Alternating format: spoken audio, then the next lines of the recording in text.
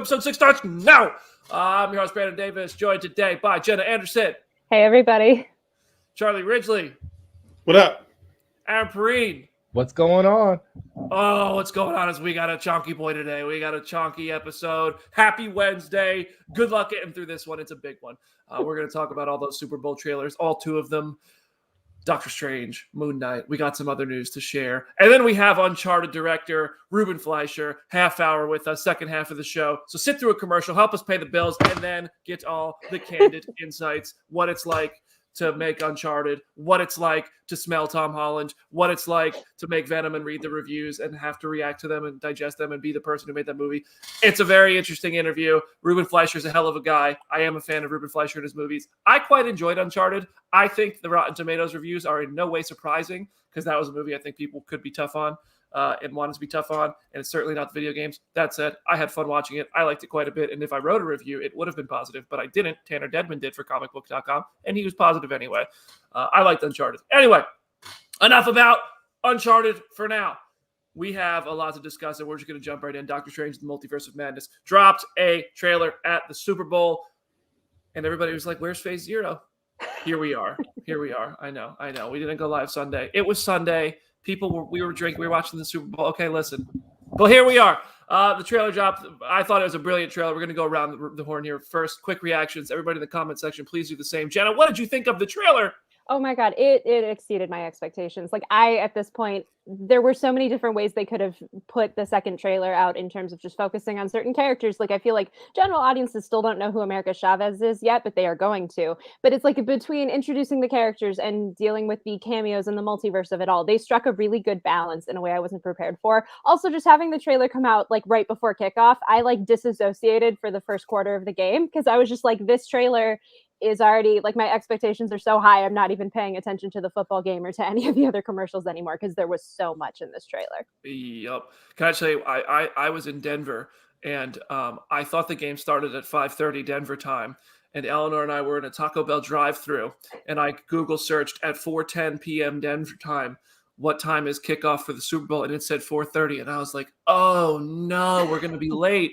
And then as soon as we got our food, I got the notification at Marvel posted a video. And it was the Doctor Strange trailer thumbnail. And I was like, no, I am going to miss the discourse. So I parked the car and did it from the parking lot. Charlie, what'd you think of the trailer? I think it was really unfortunate on Marvel's part that they ran the Moon Knight trailer after this one.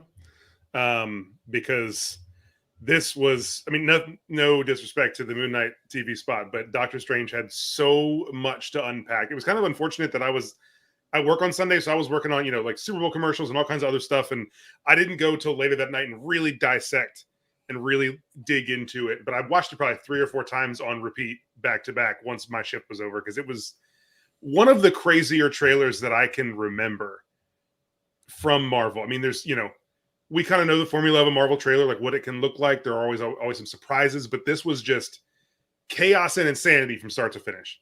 I was really, really, really blown away by what we saw. I know you made a joke when we hopped on here that you were excited to hear me hate on it, but I don't have that. I don't have that energy today. I am all in on Doctor. I mean, it's a Sam Raimi movie, so I was always going to be all in on it anyway. But wow, this just really Charlie affirmed that a this is going to be rare something good crazy. take from Charlie. Aaron, what do you think of the trailer?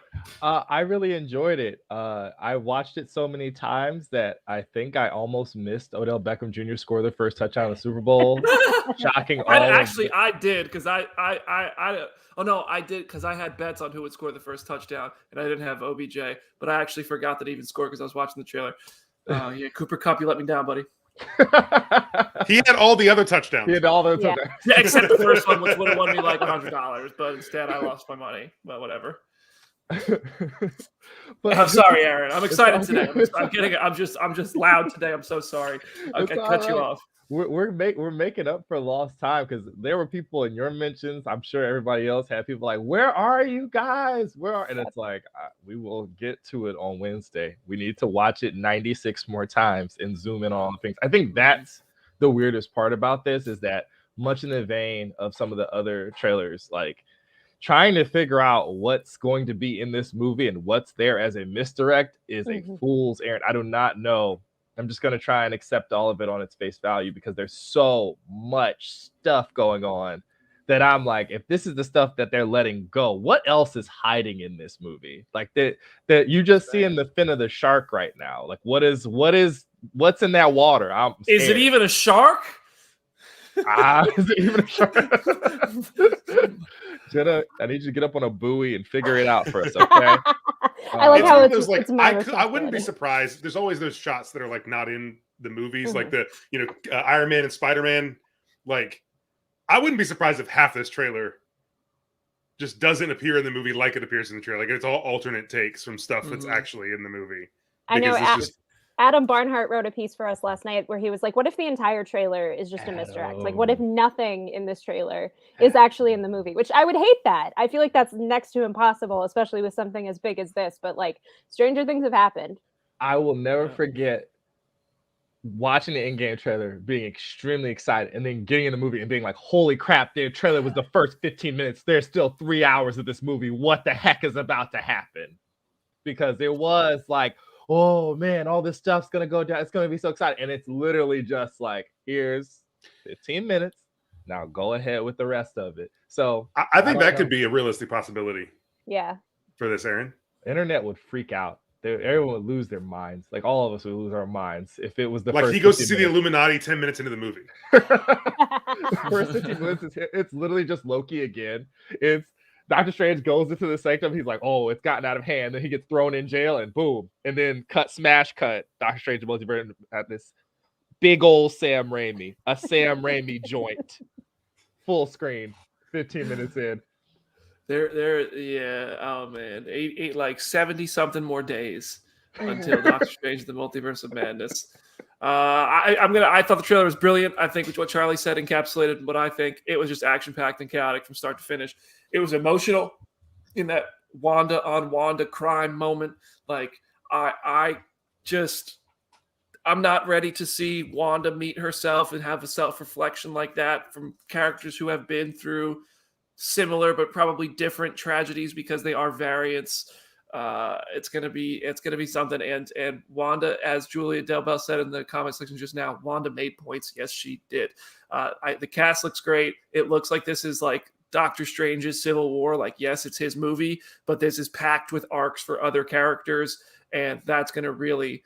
I love when that happens. I love how every character in Civil War kind of had their own arc and pairing to that and layers to the arcs. And it looks like Strange is going to have Strange, Wanda, Miss America, Wong, literally everyone else. And I'm interested to see how much they all matter. But the big question coming out of the trailer, this is insane that this is even a question.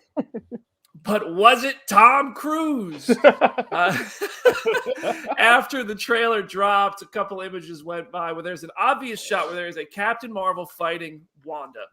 It is very clearly a Captain Marvel fighting Wanda.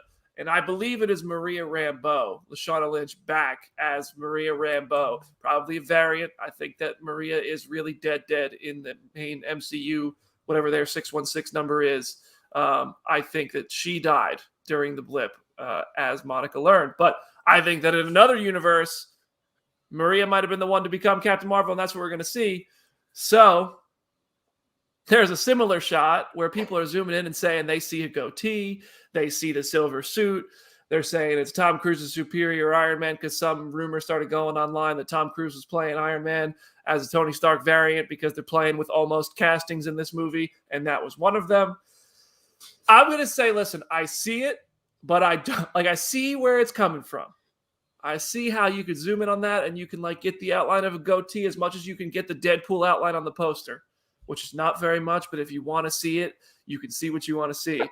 That said, I don't think that we saw Tom Cruise as the superior Iron Man. But that said, I did go buy Superior Iron Man #1 online just in case. So Tom Cruise is not in this movie. I'm just like, it's stop it. I was not in this train of thought at all. Like I've heard the Tom Cruise rumors. I'm aware of them, but like I thought that was just the Captain Marvel the entire time. And then BD, you posted your tweet and like it started making me like question everything I've ever thought in all of reality because I was like, maybe it is. So like it's funny now that you think it's not Tom Cruise because I'm now like, maybe it is. Who knows at this point? I have no idea. Yeah.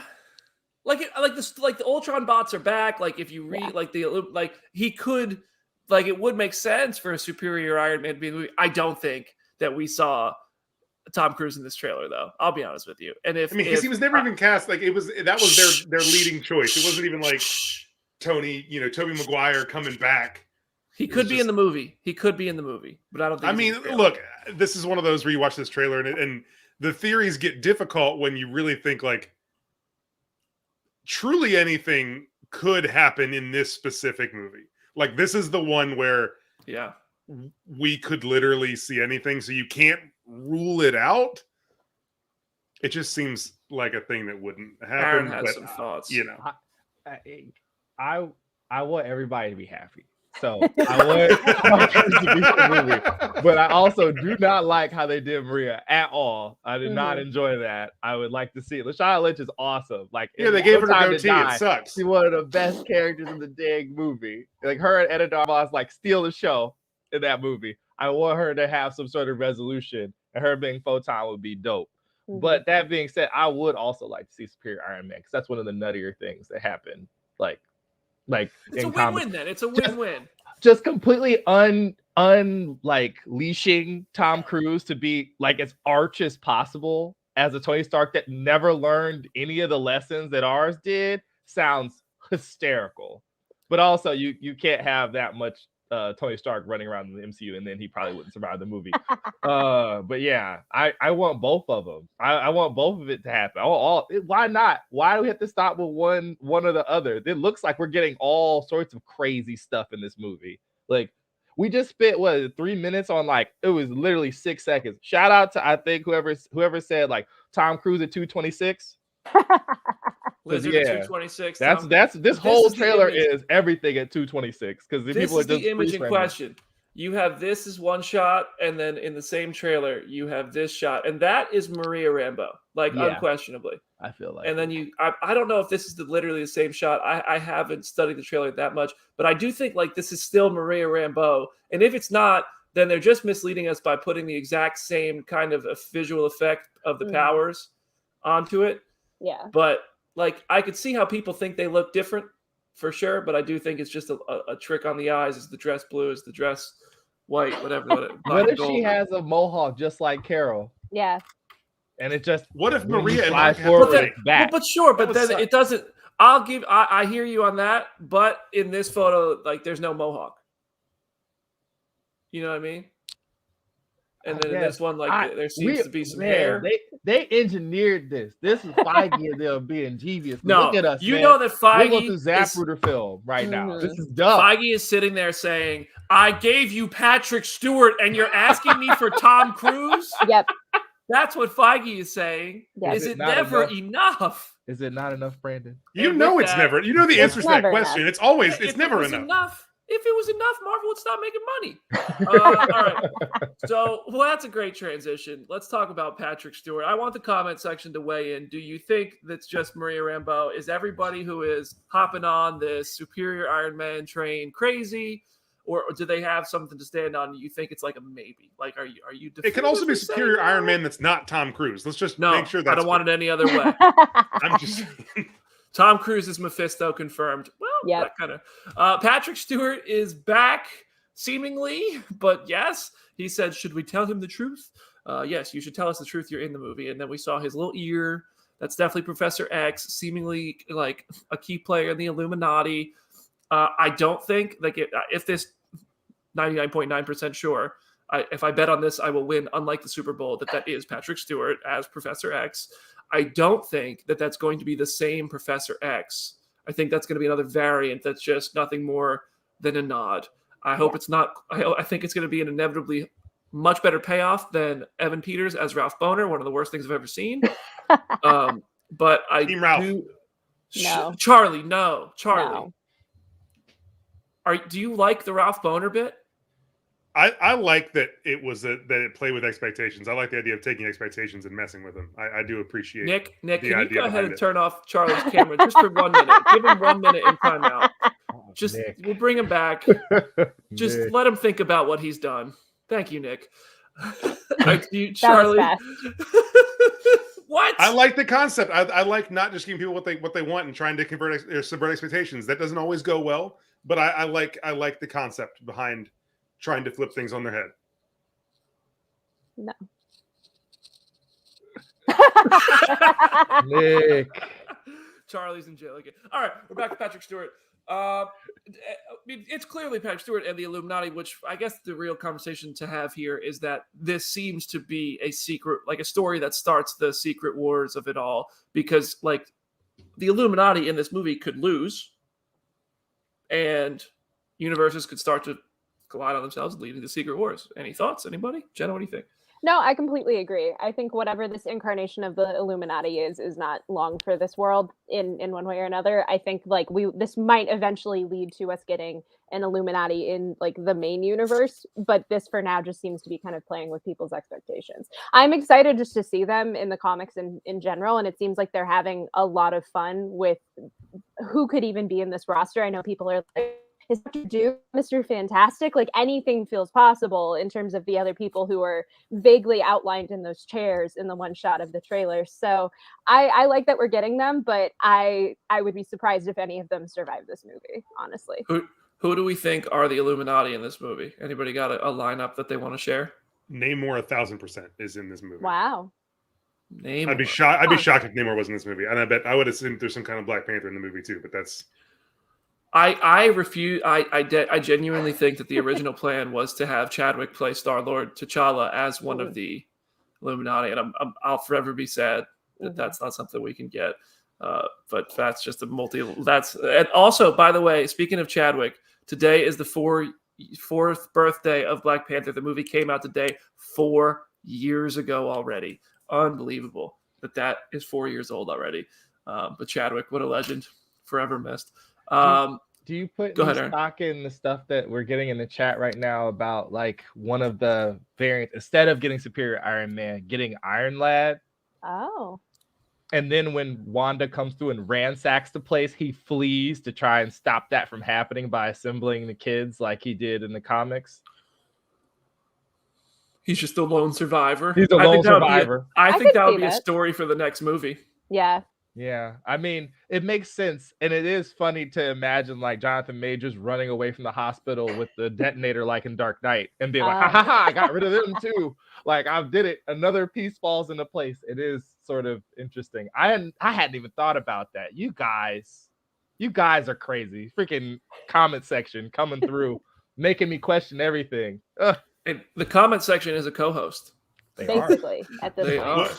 What is really interesting about the Professor X thing, that again, we don't know for sure, but this is Patrick Stewart as Professor X. And if that happens, I just wrote a thing that was really interesting. Guinness World Records announced a month ago that Tobey Maguire and Willem Dafoe broke the record for the longest running Marvel live action character, because they went from 2002 Spider-Man to No Way Home. The previous record was Patrick Stewart and Hugh Jackman.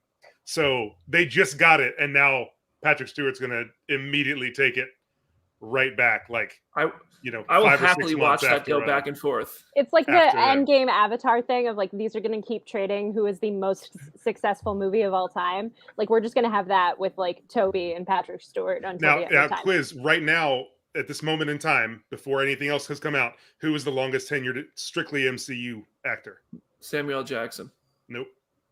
Yes. Nope. Yeah, he was in the first one. Yep, that's correct. But I'm saying of the things that have been released right now, he was in the first. Unless you're talking about Tobey Maguire, because he was part of like the.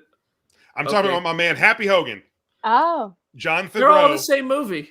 Yeah, but John Favreau was in Spider-Man: No Way Home, so he is currently the longest tenured because he's appeared most recently and was in the first one. Samuel Jackson will take it back when Secret Invasion comes out. But right now it's working. No, I understand. Okay. I understand. I'm just saying, as of right now, the longest span. That's not. Bailiff. I don't like how our jail has just escalated to just put him. You can get taken out at any time. All right. Lord. I don't like Moon Knight nearly enough for this treatment. Okay? Nick! Jim is just gonna crash like guerrilla radio style, just chat, just crash this thing. Oh all my right, all God. right. My I last do thing I really want to like talk Moon about Knight. I just need to make that clear. Oh, the man. Illuminati. I think you got Captain Carter. I think you got Professor X. I think Namor is a good call by Charlie. I think you'll have John Krasinski as Reed Richards. I think there might be a Strange in there, maybe a different Strange. That's pretty much as Well, there's far as what, I can 4 go with strangers it. in the trailer? At least, Yeah, yeah. Well, I mean, the trailer and the spot, because there's one in Yeah. the spot that's not in the trailer. Yeah, the Defender's costume Mhm. one. That's totally Yeah. a different one from the main one that we're gonna follow. Yeah, there's the main one, there's the evil one, there's that one, and then there's the one with the arms. If that's not one of the other ones, just a variation of that. I don't know. There's a lot of strangers. All right, now we Too many gotta get to a very important topic here, and I have a message I need to read from Jamie Jirac. Happy birthday, Jamie Jirac, by the way. Happy birthday, Jamie. Happy birthday, Jamie. Everybody in the comments section, let's get you guys singing in there. All right, she said she wants me to read her reaction to the Doctor Strange trailer, and it is word for word. Skull and crossbones. Fuck. That was Jamie's reaction. And on that note, we need to talk about Wanda Maximoff, and everybody would rather hear from Jenna on this one. So Jenna, take it away. I like how I'm the designated survivor of Wanda Maximoff stands if Jamie isn't here to talk about Wanda. I like the direction that they seem to be going with her. I know there have been rumors for months that of oh, she could be the villain of this movie, and I was like, you're really gonna have to sell me on that.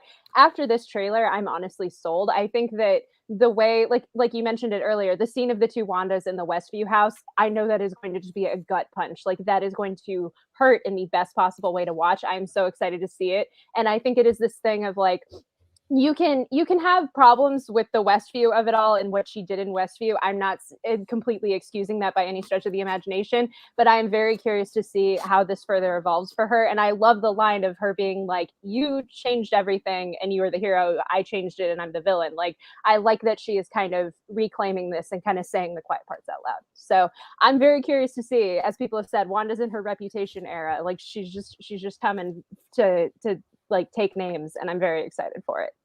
Oh man, I can't wait to see Wanda. I love how Elizabeth Olsen keeps getting to do more and more, and the delivery of that line is so perfect and poignant and chilling, and I cannot wait to see Wanda figure it all out in this movie. Anybody else got some Wanda thoughts? There's a lot of discussion about whether that part in the forest is really in the forest or not because of the nature of her powers, and then the staging of her saying it's not fair is exactly the same. He still got on his little his puffer and his scarf, speaking of Reputation, and then he's looking very, very shook. Maybe the scene changes and he walks in there thinking it's this big weird white blossom forest, and then it's oh no, we're somewhere else. Remember that there were 2 of them. There was her and her astral projection that were hanging out there at the same time. Yeah. When apparently he scrolled down the mountains in the in the altered scene. Wow. Hey, and when that happened, she was outside doing her thing, and then her Scarlet Witch inside was going through the book and figuring stuff out with the multiverse of it all to find her kids. So I think that both can be true at the same time. There can be this crumbling of reality that happens, right away. And again, Aaron, to your point, way back at the beginning of the episode, that feels like a very beginning of the movie kind of situation. And I think they're both going to be villains to an extent. I mean, obviously Strange has variants, but I think this is going to play with, just like Raimi did with the Spider-Man films, where you play with what the idea of heroism and villainy, what they really mean. And you had villains that you really attached to it. And you both Doc Ock and Green Goblin, you understood them to an extent, not that they were right, but you got them. And I think that you can really play with that with Strange and what he did for Peter, because he didn't entrap a whole community of people, but also he altered the multiverse so a kid could get into college. That's kind of a weird flex. And then you have, Wanda, who did what she did for just reasons, it feels like, but also caused a lot of pain to a lot of people. And so they're going to play with levels of what's right and wrong. And I'm really excited for that exploration in this movie. If they really I do love a gray area. Yeah. I do love characters. One very harebrained thing that I have forgotten until this moment about your Illuminati lineup.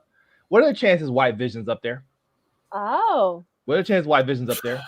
Well, I Paul don't Bettany's think up there. so. I don't. Well, Huh. not the. I don't think it'll be the main MCU like Yeah. White Vision. He's because not the too- main MCU's White Vision, though. But he kind of is. He's though. one board of the ship of the MCU's Yeah. regular Vision. Well, right. So, but there we don't have. Well, I mean, that would be. I with the information we have right now, I don't think he'll be there because I don't think like he is of the MCU. He only has knowledge of the main MCU. Like he doesn't have knowledge of other universes. He doesn't have the means of traveling between different planets or universes and stuff. So I don't know. Maybe that would be interesting, but I don't think so. Part of me thinks that won't happen purely because like Marvel wants to sell toys, and it's like you can't really sell a toy of a character who looks almost exactly like he did the last time he was on screen. Like there's only so many ways you can update like the White Vision look and justify having like new Funko Pops and new action figures and hot toys and stuff. So. Also, translucent.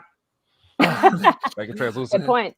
Yeah. That said, I do think also that the Illuminati is going to die in this movie, most of them anyway. Yeah. Like I think that we're going to yeah. see universes get killed, and we're going to see the Illuminati go down, and I think that's what makes this the Secret Wars lead-in. And actually, what we got to wrap up here because we got to talk about Moon Knight, a couple other things. So I do think that we're seeing signs of like things that lead to Secret Wars.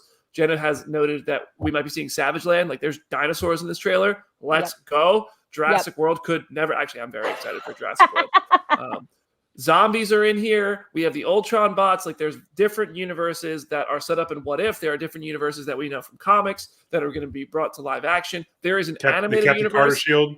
Yeah. The Captain Carter shield, her universe is in it. There's a frame where there's literally like 2 frames. You have to download the trailer if you want to pause it on the shot. But you can see that one of the universes they are traveling to is animated. Maybe that's X-Men 97. Maybe that's a Spider-Man thing. I don't know. It could be anything. But that you're going to see animated versions of Doctor Strange in this movie.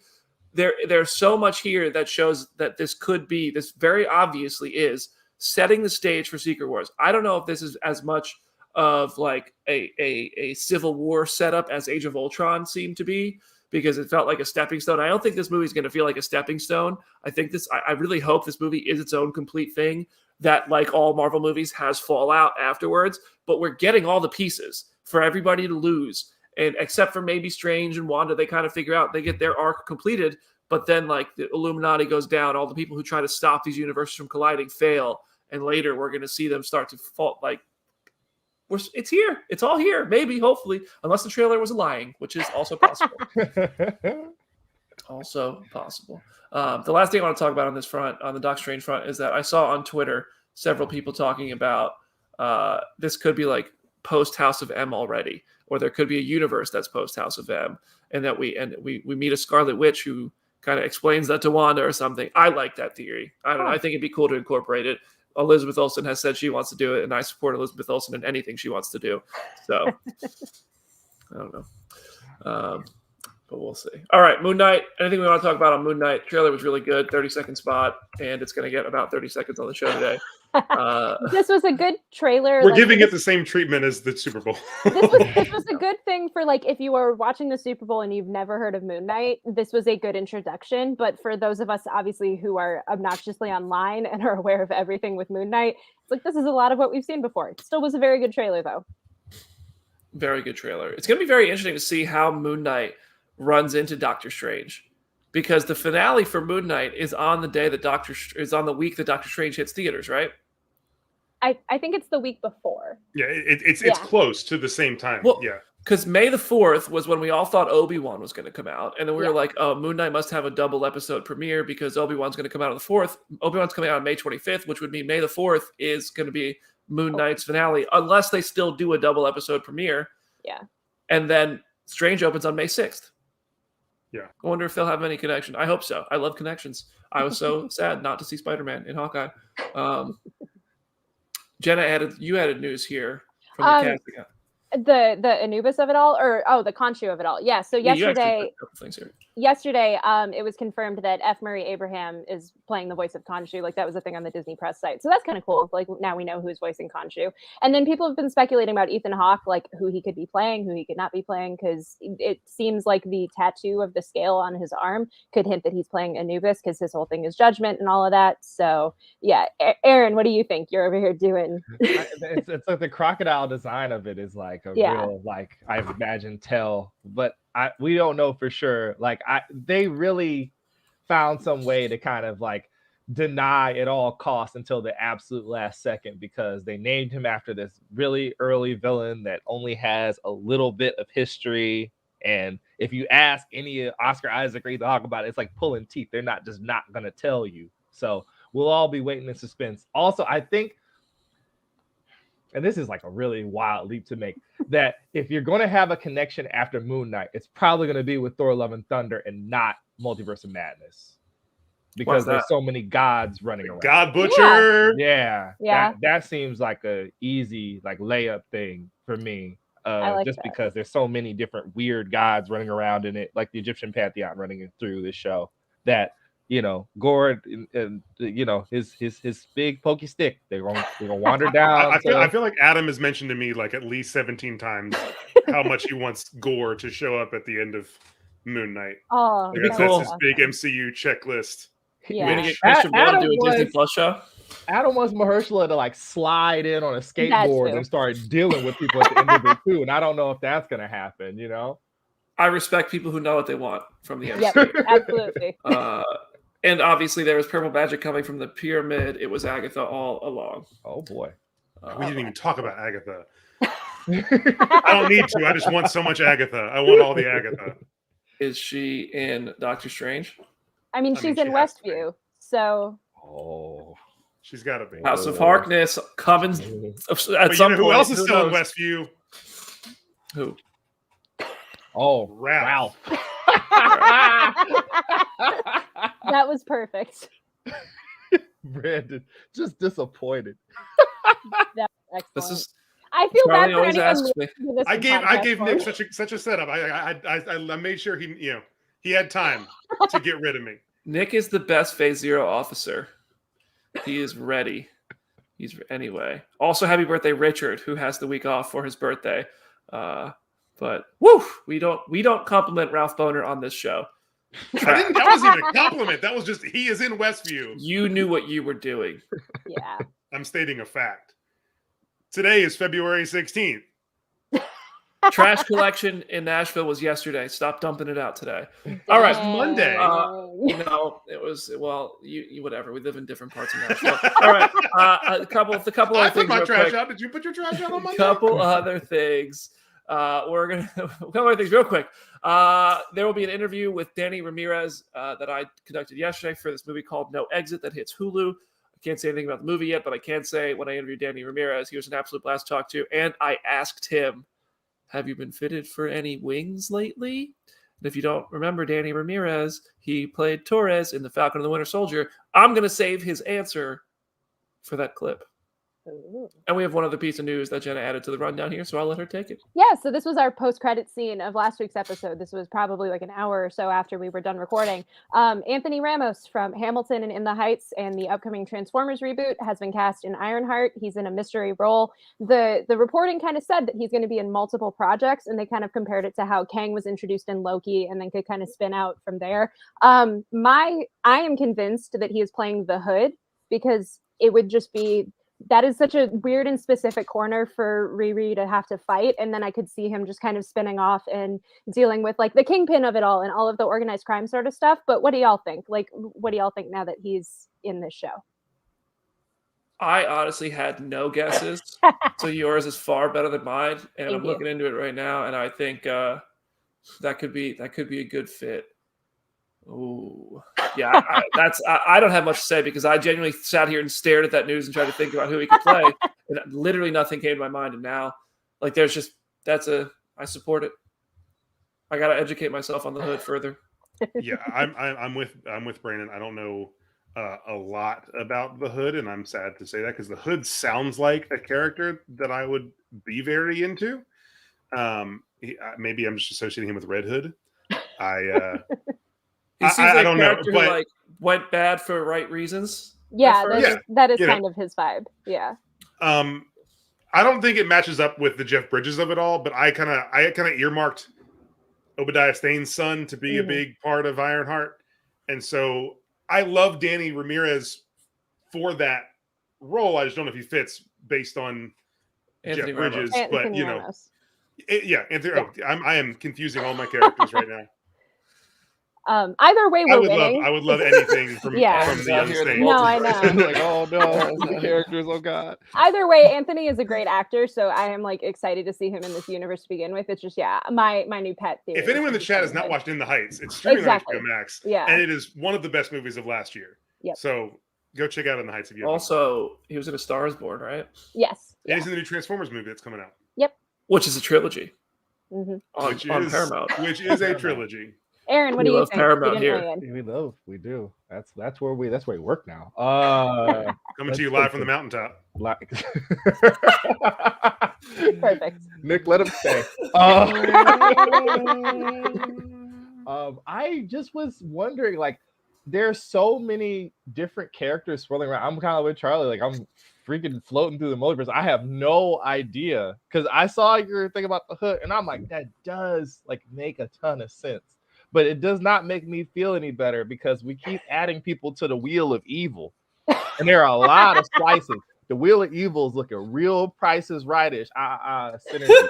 Like right now, it's not great. I am very confused. I don't know. Like that's one thing I guess I am hoping that freaking Doctor Strange does give us is like, all right, so who's really the boss?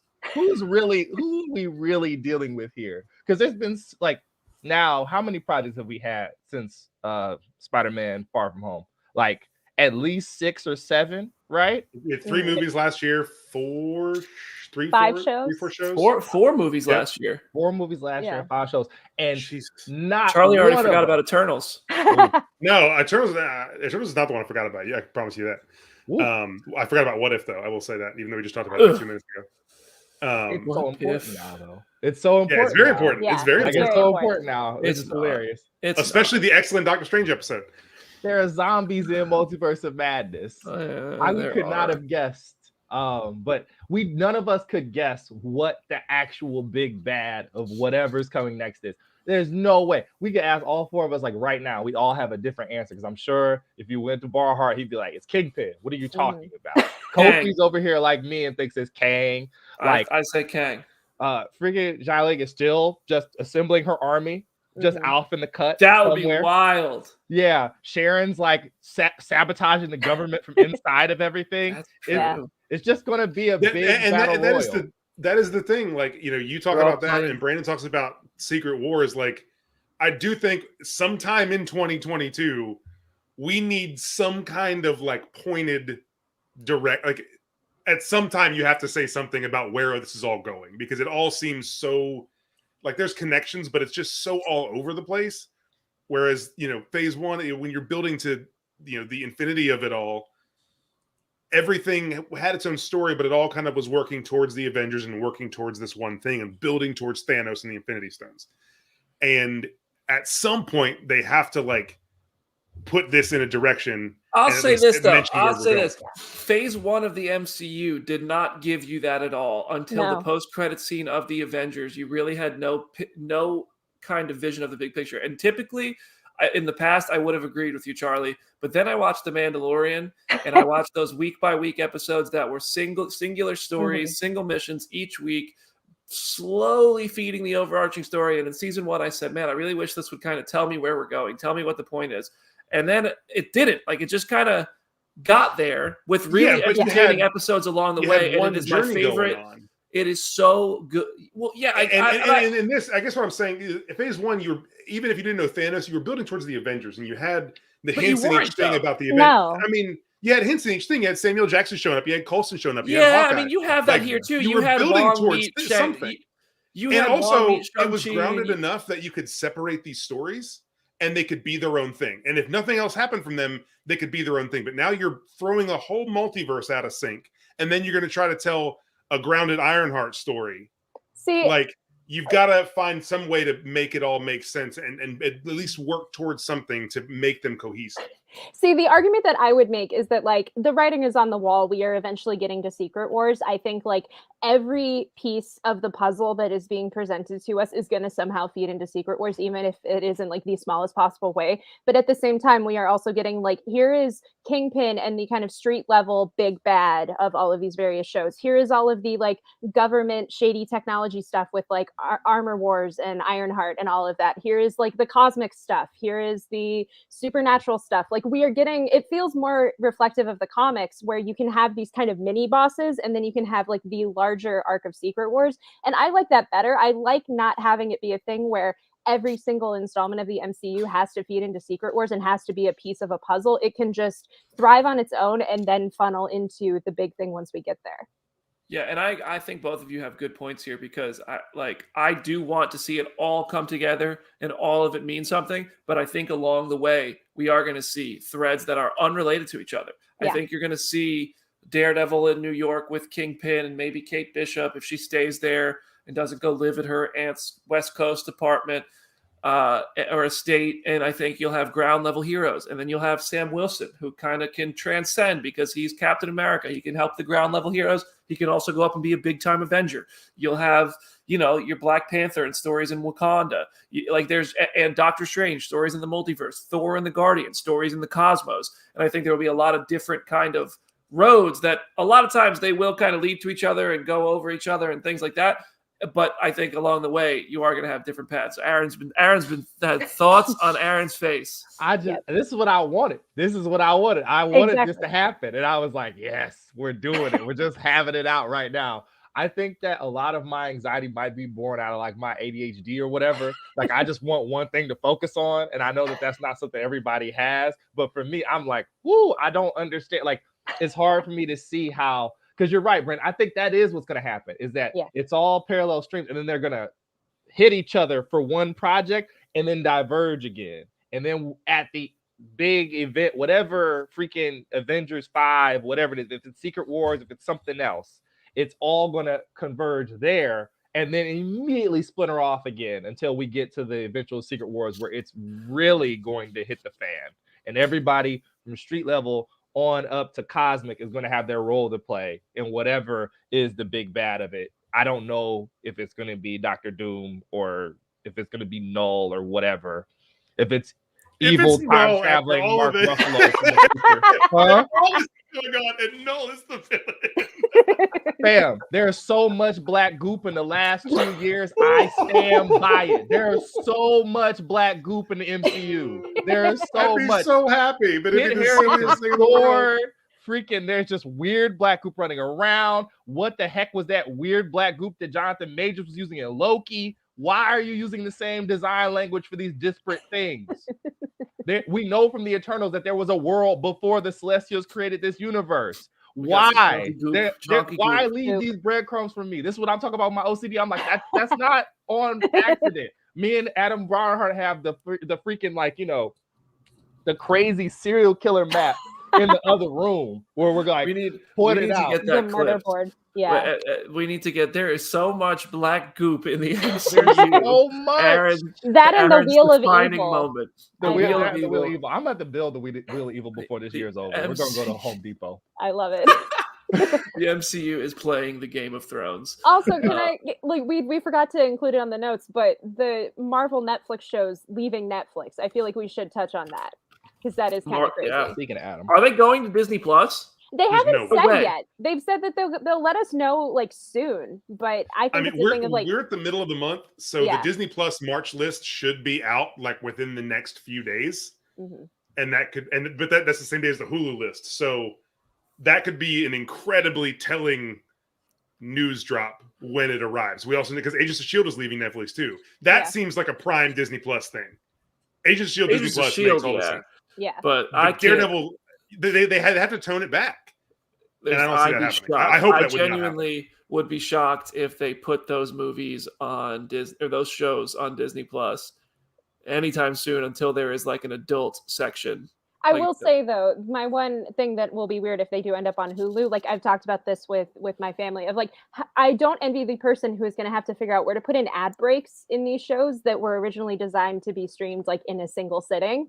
Because that's going to be really weird to see. Where do you fit in commercial breaks on this show that used to be on? I know, and so part of me wants them to be on Disney Plus so they can just run it uninterrupted. Because otherwise, with Hulu, it's going to be so many weird ads. Car door slam commercial. A Matt Damon crypto ad right before the big, the big king. Just as a completionist, I want to see them all under the one Marvel tab. Yep, that's it. I don't ask for much. Sony, Put Spider-Man in there. All right, we got to wrap it up for today because we have Ruben Fleischer, director of Uncharted and Venom. We have a spoiler-free Uncharted interview coming up next. No spoilers for Tom Holland's big video game film coming up. Aaron, any last words for today? This was super fun. Marvel, just keep giving us trailers every week so we can geek out. Have Charlie go into jail 4 times episode. Put some miles on that jail cell. Jenna.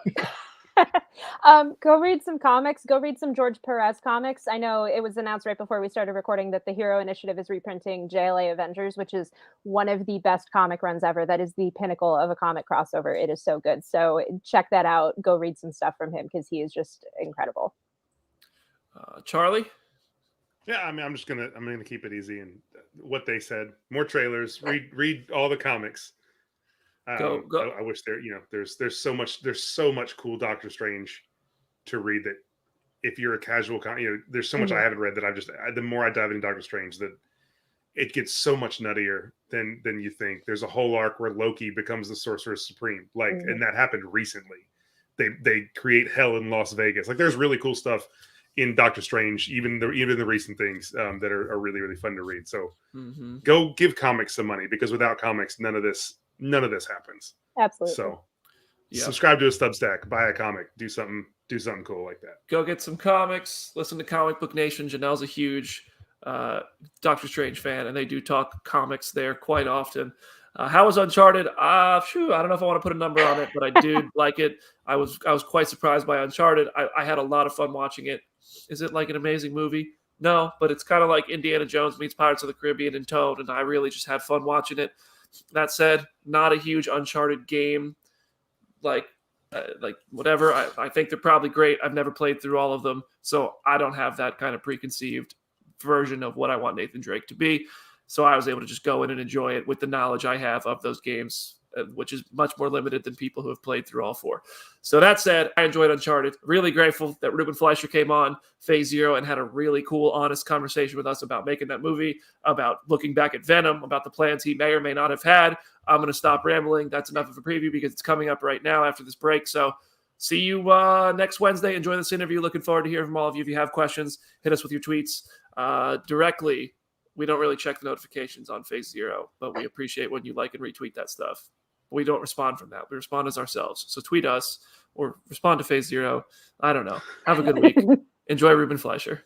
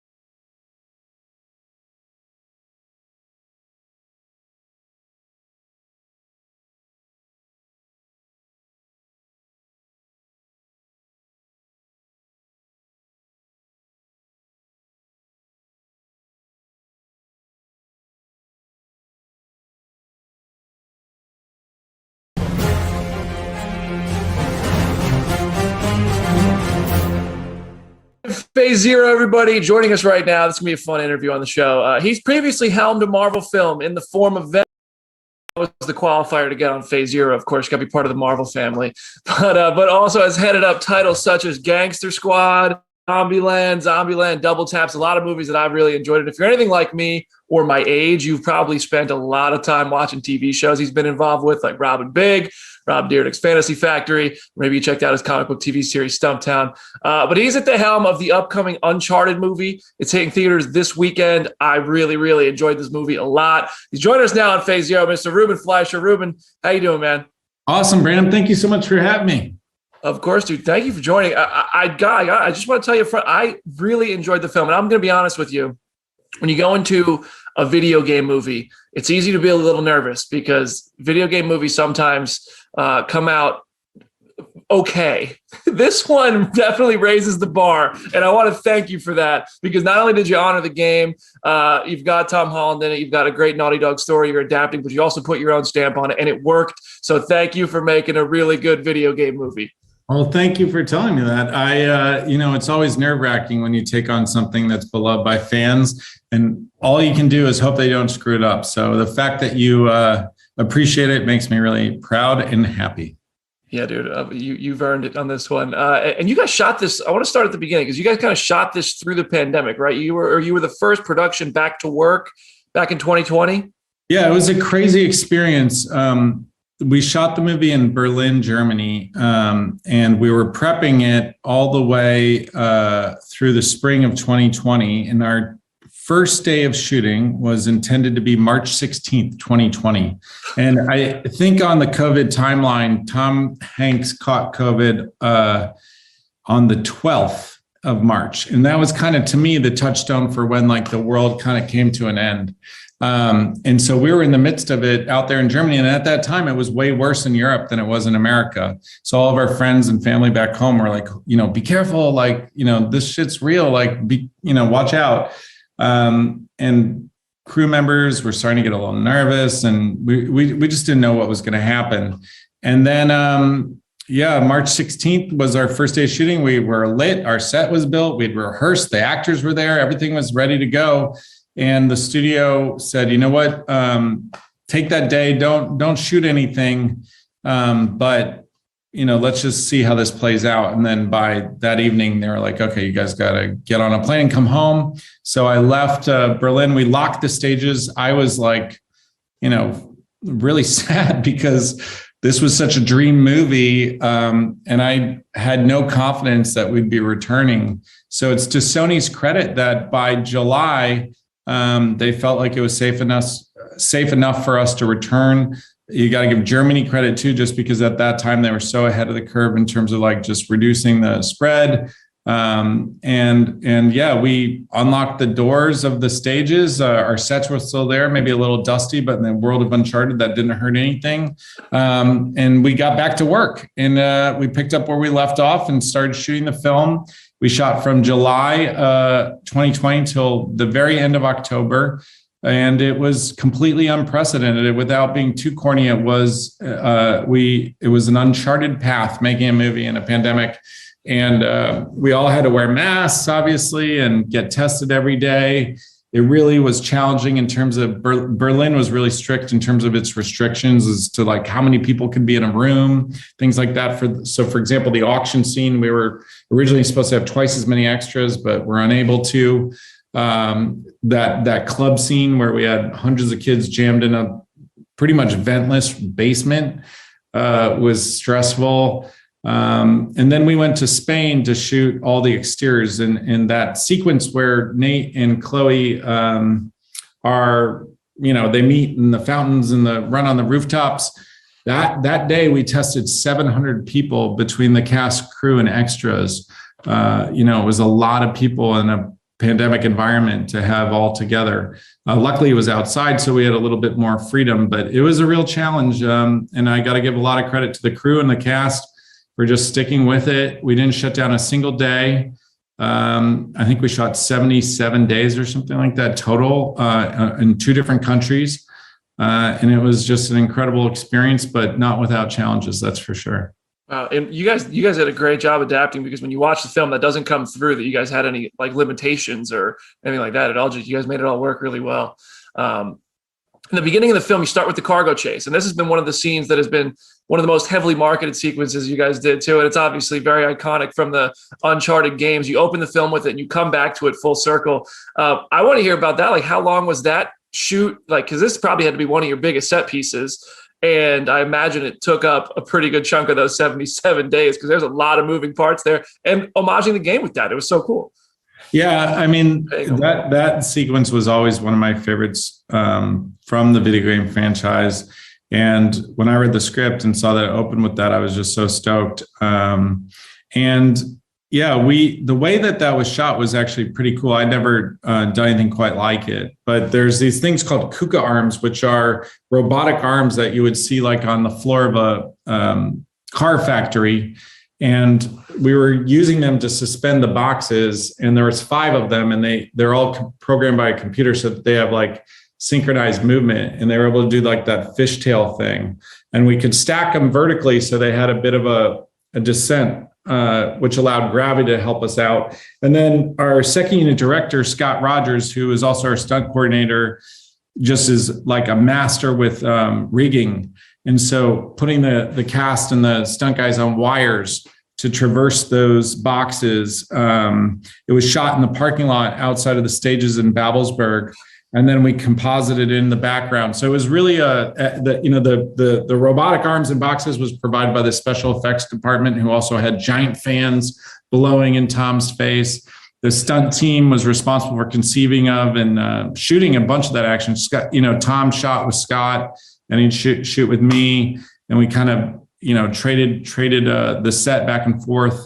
And then the visual effects team, which was led by Chaz Jarrett, our visual effects supervisor, who's just beyond talented in terms of making it feel like he's really hanging out of the back of a plane. Dude, that is, I would love to. They need to release some behind the scenes stuff of that. There's some pretty cool features that show kind of how it was made. And when I show it to friends who've seen the trailer, they can't believe, it was just a couple dudes in a parking lot, bouncing around in boxes. Unreal. Tom Cruise would have made you guys really fly a plane and drop it. Yeah, I think you guys did. Leave that to him, yeah, for sure. You guys did it a pretty good way. In the games, obviously, Nathan, he's a cocky little fella, and Tom does a really good job bringing that to life. And he also kind of puts like the Tom stamp of his own little personality traits to it that he likes to bring to characters. I want to hear from you, like, you guys struck a nice balance of honoring it, but also, making this a character that works in a film. What were kind of the core components of Nathan that came from the game that you wanted to make sure came through before adding your own stamps to it? Well, Nathan Drake in the game is somebody who's been at this treasure hunting thing for a long time. Whereas our character, he's an unassuming bartender who has a love for history, but other than that, really no experience out there in the world, fighting, shooting, jumping off of planes, all the things that he learns how to do. So I think that the naivete that Tom brings to the character is warranted. Because he's not this veteran guy. He's a guy who just yesterday was, tending bar and then just kind of got thrust into these extreme circumstances. So what I love is that for fans of the game, they get to see a different chapter in Nate's life and kind of see how he would go through these experiences, which would lead him to become the Nathan Drake that they know and love. And this it is like very much a Nathan Drake origin story in this world. And it also pulls in the storyline of the brother, which is a much later story from the games. And I love that you're setting this up already. Are you guys already laying out, like, do you have ideas? Are you like, well, listen, but we brought this in now so we can maybe explore it later? I'm not going to spoil anything, but there are certainly teases. I would say that it all depends on, the audience. If they like this movie enough to want to see another one, hopefully we'll get to be lucky enough to make a sequel. But yeah, you can't help but, just through the process of making this and adding the movie, my mind wanders and I start to imagine different adventures that Nate and Sully could go on. And as a fan of the games, there's characters I'd certainly love to meet that we have yet to, and other cool action set pieces that we can kind of borrow from as well. Oh, for sure. Yeah. These games are full of those. And I spoke to Tati, who was brilliant as a kind of a gray area, mostly villain character in this one. And she was an absolute blast to talk to. She's so nice in person. She's so intense in the film. I want to hear about bringing that out of her because you created a new character, a fresh character for the film with her. And she just knocks it out of the park. Yeah, she's such a cool actress. I will be honest, I wasn't familiar with her prior to, starting to look for someone who could play that role. And she auditioned, and I was completely blown away by her screen presence. She's surprisingly young, but she has a maturity that I think is just really impressive. She also, having spoken to her, you can attest that, she's like this giggly, high-pitched voice, like kind of girly girl, which is anything but the character that she plays in this movie. So it's a testament to her talent and the character that she created that, she was able to transform herself to become Braddock. I was also reading in the notes that Antonio Banderas and Tom Holland originally didn't have a scene together, and they end up getting one early on. That kind of really, I guess, puts things in perspective for Nathan. I like, and that Tom wanted that scene, is what it said in the notes for the film. Like, did Tom come to you and say, "Listen, I got Antonio, like Puss in Boots is in the movie. I gotta work with this guy." Like, what? Yeah, I mean, it was actually my, I don't want to take credit for it, but I will. Yeah, it was my instinct that the hero and the villain should face off in a quote, game recognized game moment. And it was odd to me that they never had that opportunity. They only saw each other from afar. And while it's not like the longest scene, at least it gives us the opportunity for Tom to look him, dead in the eyes and know like who he's up against and the challenge he faces. I also love how that's kind of like two generations of actors that are face to face for a second too, because Tom is like the new generation, right? And Antonio's been doing this for a minute, and he's such a legend. I love how you put them together. I think that's true of Wahlberg as well. I mean, it was really cool to have, this mixture of personalities. I mean, Sophia and Tati are both, I don't think either have ever been in a studio movie before. So we had the whole spectrum. Sophia was great as Chloe too, and you even threw her into the classic costume. She's the only character from the games who got her own, like was the protagonist in a game. Can you talk about kind of making sure she dressed and brought out, because in the games she's very much that has that same independent spirit, has that same kind of like drive, not overzealous, not overly cautious. Like I love to hear how you guys worked with Sophia on nailing Chloe Fraser. Like that. Yeah, I think a lot of credit is due to the writers who, created her character on the page, and then it was left to Sophia and myself to interpret it. But I think so much of it was on the page, just in terms of her backstabbing and double crossing. Trust is a huge theme in the movie, and she definitely represents kind of for Nate, somebody who isn't able to ever really invest in other people, almost as a cautionary tale, I think. But yeah, Chloe's just a terrific character from the games that we were really happy to feature in the film, and Sophia did an amazing job bringing her to life. Sophia was telling me that sequence with her and Tom underwater, she was just really underwater for a while. By the time she came up, her eyes were just red. Are those days more fun on set when people are kind of in these unusual circumstances on set, or is it like reblocking that shot? Does that just become a nightmare where you have to like empty a tank and fill it back up? Like, is that fun for you? There's a couple noteworthy things about that. I'd never done something quite like that. Maybe I had limited water work and things past, but never like a situation where a whole set gets filled with water.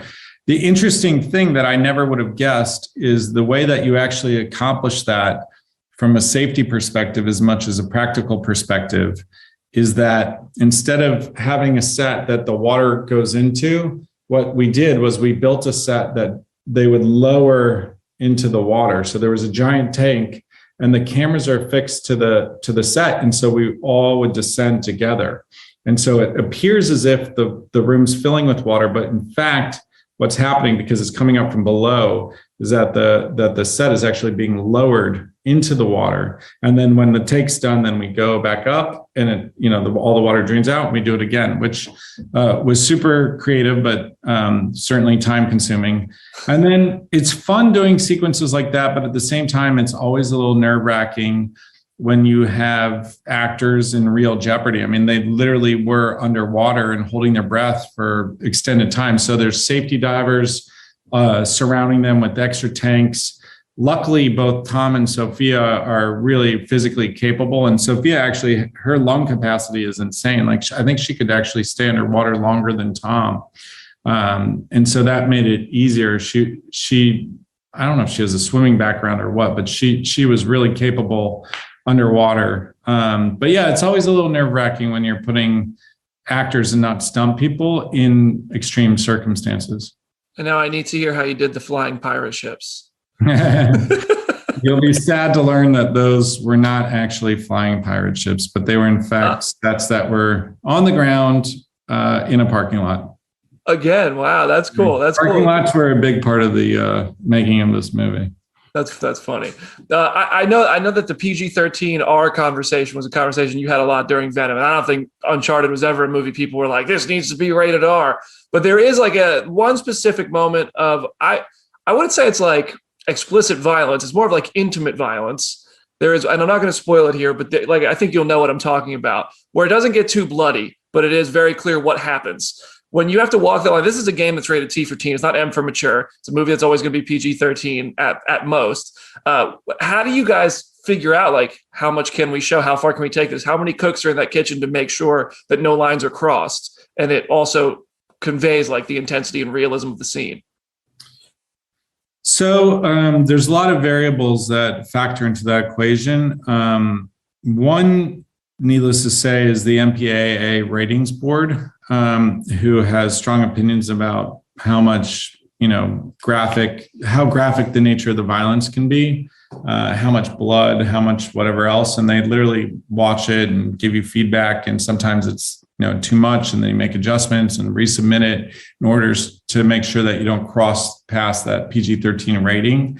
But in our case, I actually feel like we kind of monitored ourselves because we always intended this film to be more of a fun for all ages type of movie, like in the spirit of Pirates or something like that didn't rely on excessive violence or gratuitous, just bloodshed. We always wanted to be something that, a family could watch together. So, even in the case of what happens, we intentionally cut away from it in the midst of it, so that it didn't ever get too scary for a kid that might be watching the movie with his parents. Yeah, and I can also appreciate that. You just don't. Some movies that works, some movies you don't need that. I would say it's one of those. This is like Indiana Jones meets Pirates in a lot of ways. I like that you referenced Pirates there because I caught a vibe there as well. But by the end of the film, Sully has the iconic mustache. Did you have to convince Wahlberg to put it on? No, not at all. He grew that thing himself. I can't take any credit for it.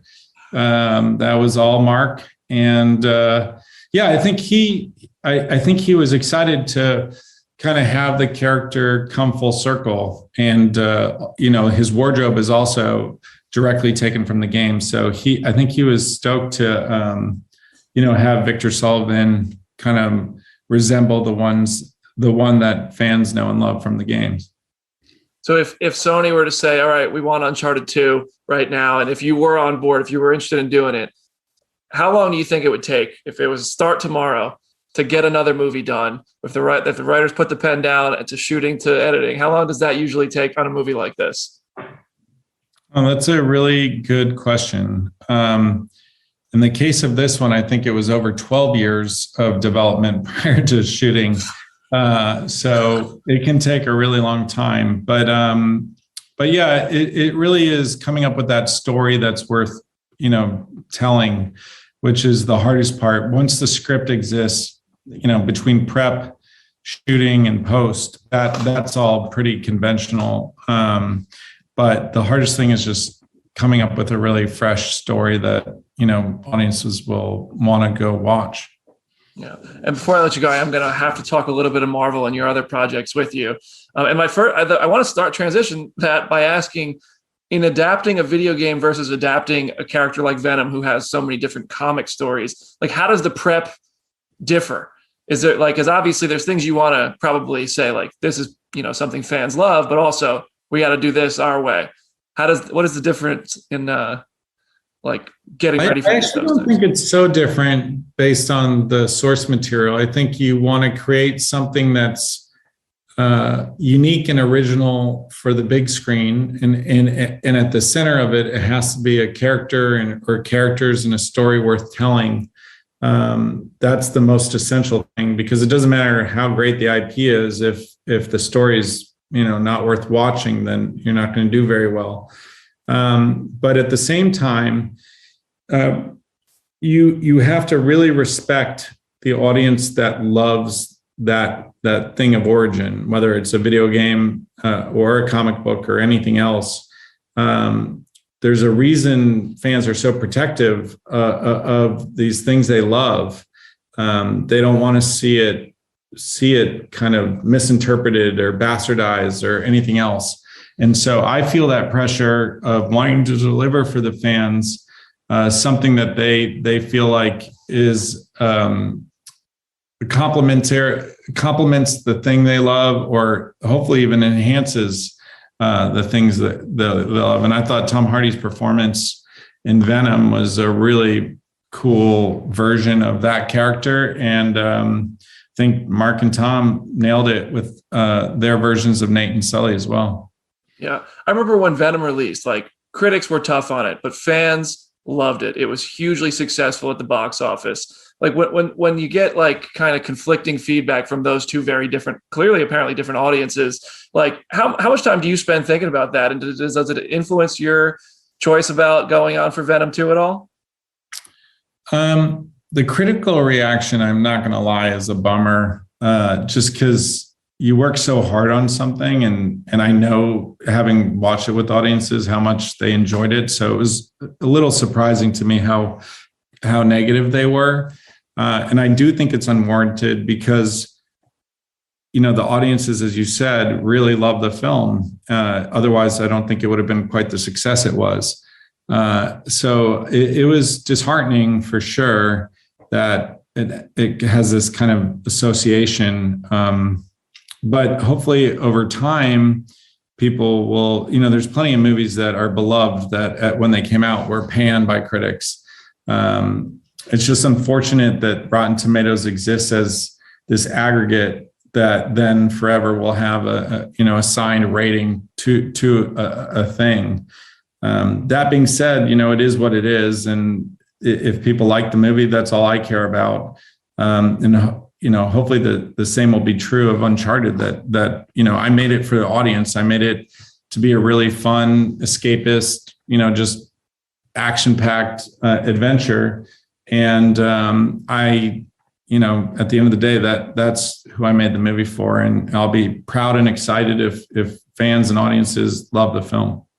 I personally think you just really wanted to work with Tom Holland at some point, because I think, no, I'm just messing with you. But I remember before Venom came out, like at Comic-Con, everybody was asking, is Spider-Man here? Is Tom Holland here? Like, I remember Jessica Chobot hosting that panel and asking twice, and we were all like, wait a second, are they about to announce this? Like, and I know you're a fan of these characters. Like, I know you really have a connection to them. So I can only imagine that you kind of pushed at least a little behind the scenes to maybe say, hey, we could maybe do this. Like, did you, like, how was that ever a conversation? Because there were rumors like Tom makes a cameo, and then it ended up happening in Venom 2. Like, was that ever a conversation that was like an actual possibility with yours? No, honestly. And I'm going to just be straight up, because I don't know exactly what I'm allowed to say, but so much time has passed. But I feel like in the creation of Venom for feature films, we had to come up with a whole different origin story from the comics. And that was really scary, because Venom in the comics is born from Spider-Man. And in our movie, he wasn't. And I was always really, really nervous that, that would just be a bridge too far for fans of the source material. Thankfully, people were willing to accept, and I don't know if it's in part because they acknowledge that Marvel and Sony are distinct from one another, and that at that point they weren't working as much in conjunction. So much so that we couldn't even have Spider-Man, like we couldn't give him his real birth, so to speak. Or like the spider logo and stuff, like that was off the table. Well, I mean, the way I argued was like, why would he have a spider on his chest if he wasn't born from Spider-Man? And so that's why I came up with that veiny thing where it was just kind of a cool white design. You know, my dream would be if ever he were to meet Spider-Man and they were to cross paths, that upon that meeting, the spider would be on his chest at that point. But you know, I'm not in a position to do that. So, sure. But yeah, I think we had to create our own story for Eddie and Venom, and I'm just glad that audiences went along with it and they seem to like the second one, and hopefully there'll be more. Hey, maybe you get another crack at it, and it'd be a lot of fun to see you get. I know that crossover is something you want to do. And speaking of other films you've done and sequels and stuff, I just want to say one sequel I'm so glad you came back and did was the Zombieland sequel. I think from watching your interviews and the cast talk about those, I feel like those are some of the most fun movies you guys have ever made. Like Double Tap was great. First one was fantastic. I still remember spontaneous. I worked at Starbucks. I got off work. Some girl from my high school I was in high school with, we both got off work at the same time. We were like, I want to go see that Zombieland movie. And like, I can't say, I saw it at the Freehold Lowe's Metroplex, and I can't remember how and when and why I saw every movie. Zombieland is one I still remember. Like, I liked it so much that I loved it. I'd love to hear, like, is that truly one of the best filmmaking experiences you've ever had? And of course, that has to be followed with, like, is there going to be, are you still talking with everybody? Can there be a third? Yeah, I mean, I'm glad it comes across because making the first movie was a dream come true. It was my first ever film. Emma and Jesse were relative unknowns at that time. And yeah, it was a dream experience. And because it was such like a kind of random off the radar movie, I think people were really surprised by how charming it was. And we wanted to make a sequel, you know, as soon as the first one came out, but we just didn't have a story worth telling. And it just took time to kind of let it marinate and let the characters evolve. And I'm so pleased and proud that the cast was able to come back so that we could make the second one. And Emma joked while we were making the film, like, yeah, we should do one of these every 10 years. So hopefully by 2029, there'll be another Zombieland. But I don't know. I mean, I also kind of feel like the Double Tap, I don't know. I wonder how many times you can return to the well. So we'll see. Fair. That's fair. Well, for now, man, I'm really thrilled for everybody to go see Uncharted this weekend. If you ever need a zombie, an alien, a pirate, dude, sign me up. I'm kill me off in the next one. Awesome. But Uncharted, dude, you guys knocked it out of the park. It's an absolute blast, and I'm really happy for you guys. Everybody got through the production safely. We're able to celebrate this movie now, and hope everybody goes and supports it so we get Uncharted 2 ASAP. Absolute pleasure talking with you, man. Thank you, Thanks, Brandon. I really appreciate it. This was so fun.